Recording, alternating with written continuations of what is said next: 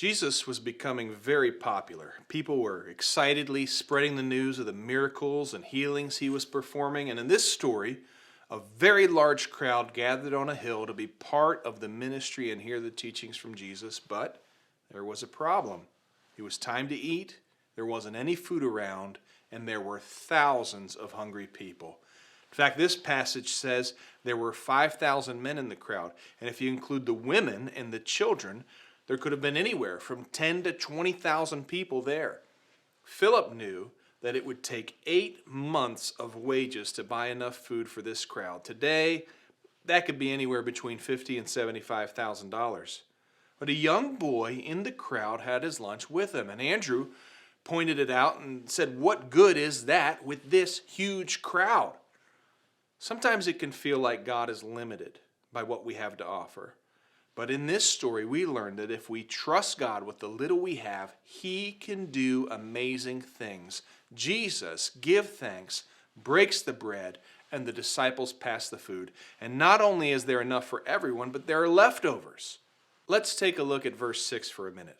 It says, "He was testing Philip, for he already knew what he was going to do." Jesus teaches us two important things about God. One, on one hand, He already knows His plans and purposes. Two, on the other hand, God wants us to participate and to understand both His heart and His mind. Why was Jesus testing Philip?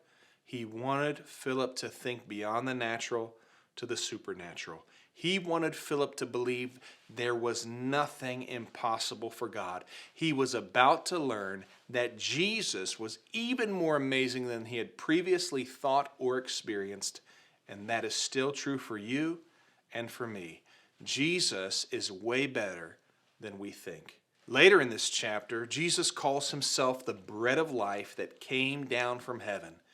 Jesus knew that about a year later, He would climb a different hill, the hill of Calvary, where His body would be broken, crucified, and given away. In this story, the bread satisfied the physical hunger of the people, but Jesus came to satisfy the spiritual hunger of all people.